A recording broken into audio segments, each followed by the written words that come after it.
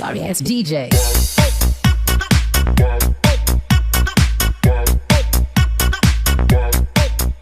Assalamualaikum warahmatullahi wabarakatuh. Hai Mat Lovers, hari ini saya akan membahas beberapa soal tentang aritmatika sosial. Oke, soal yang pertama. A grocery store buys 10 crates of eggs which has 5% off there and gross 14.7 kg each crate. Artinya adalah seorang pedagang membeli 10 keranjang telur dengan tara sebesar 5% dan berat bruto, gross berat bruto 14,7 kg per keranjang. Kemudian, every kilogram of each sold for 22.000 rupiah. Setiap kilogram telur dijual seharga 22.000. Nah, pertanyaannya adalah determine the income of the grocery. Berapakah atau tentukan jumlah pendapatan yang diterima oleh pedagang tersebut. Oke. Mari kita jawab. Informasi pertama yang kita ketahui yaitu gross atau berat bruto. Berat brutonya adalah 14,7 each crate, setiap keranjang, sedangkan pedagang membeli 10 keranjang. Nah, maka 14,7 ini dikalikan dengan 10, yaitu 147 kg. Ini berat brutonya atau gross. Nah, kemudian informasi yang kedua yaitu taranya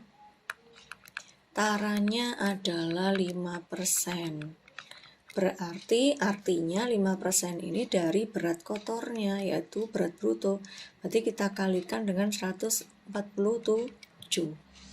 Maka bisa kita tulis 5/100 dikali 147.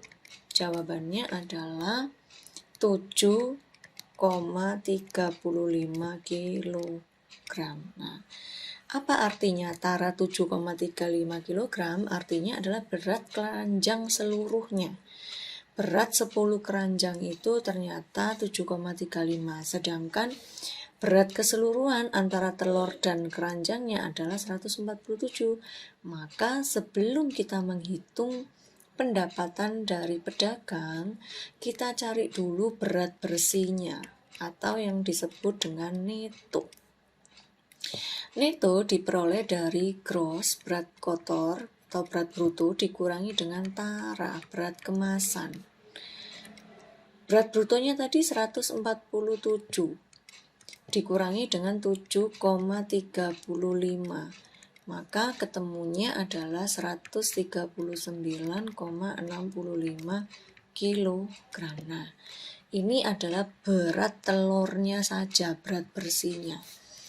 Nah, sekarang kita cari income-nya. Ternyata berat seluruh telurnya tadi 139,65. Sedangkan tiap kilo harganya adalah 22.000, maka kita kalikan dengan 22.000. Ketemunya yaitu 3.072.300 rupiah. Jadi untuk jawaban nomor 1, berapakah pendapatan yang diterima pedagang? Jawabannya yaitu 3.072.300 rupiah. Oke, pertanyaan yang kedua. A man selling an old car for 361,250,000 rupiah from the new price of 425 million rupiah. He said that he gets 13% of loss. Is he true? Artinya adalah seseorang menjual mobil bekasnya seharga 361.250.000 rupiah dari harga barunya yaitu 425 juta rupiah. Dia berkata bahwa dia mendapatkan rugi 13%. Nah, apakah dia benar? Mari kita cek apakah benar dia mendapat kerugian sebesar 13%. Oke. Sekarang yang perlu kita ketahui adalah seorang pria ini menjual mobil bekasnya seharga 361.250.000. Sedangkan dia membelinya seharga 425 juta. Berarti bisa dikatakan harga belinya itu lebih tinggi daripada harga jual. Maka keadaan ini sudah jelas rugi. Jadi bisa kita tulis loss diperoleh dari buying price, yaitu harga beli, dikurangi dengan selling price, harga jual. Nah, buying price-nya yaitu 425 juta dikurangi dengan selling price-nya 361.250.000. Maka dia mendapat kerugian sebesar 63.750.000 rupiah.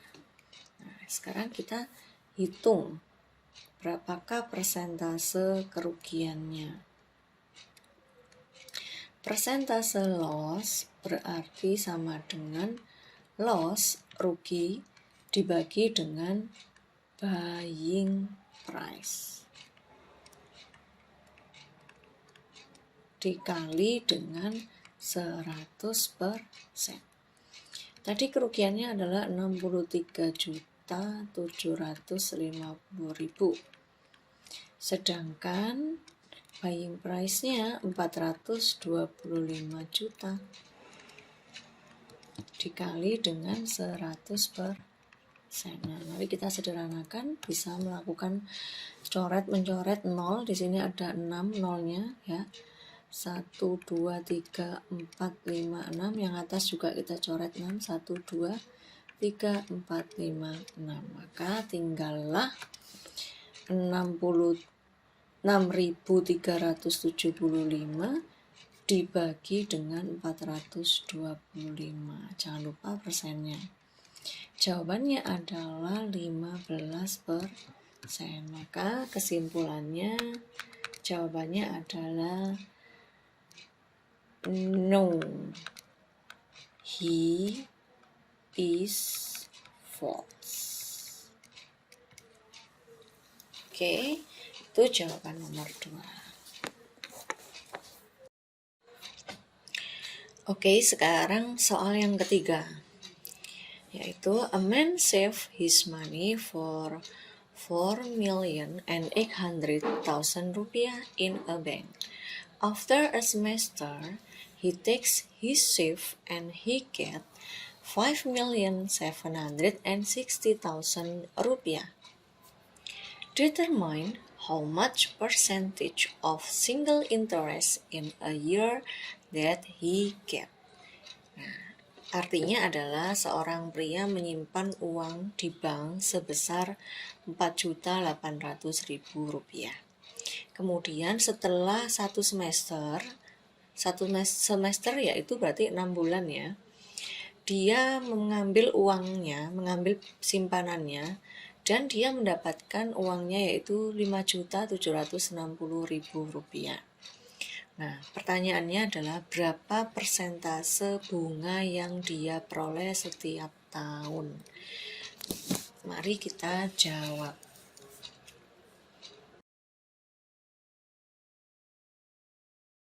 Nah, kalian masih ingat kan? Tabungan akhir itu diperoleh dari tabungan awal ditambah dengan bunga. Nah, berarti dari sini bisa kita peroleh bunga sama dengan tabungan akhir dikurangi tabungan awal. Tabungan akhirnya yaitu 5.760.000.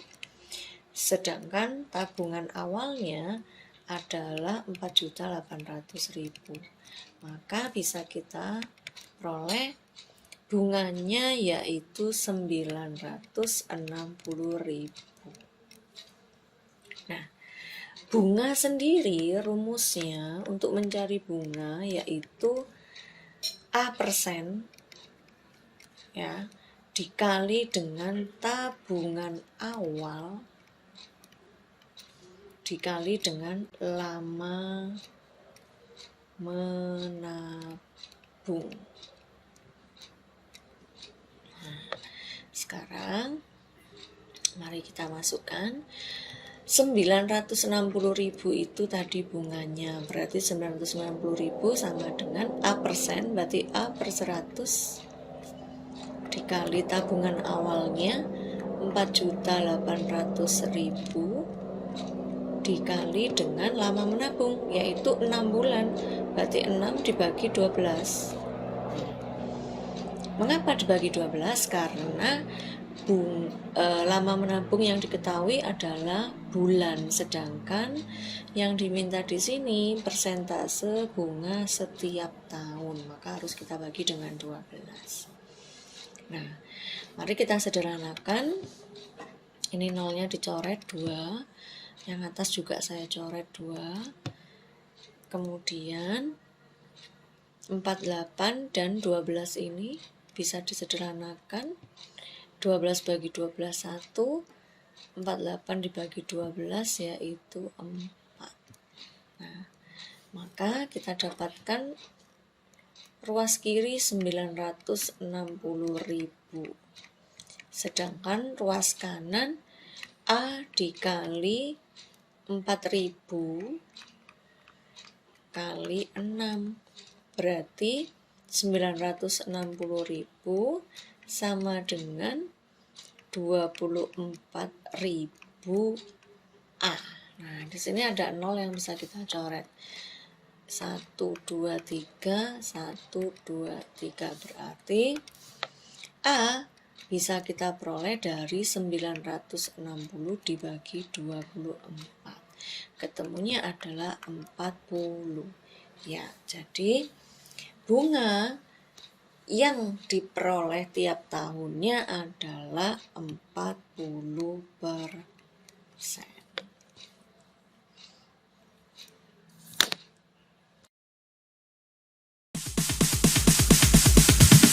Sorry, it's DJ.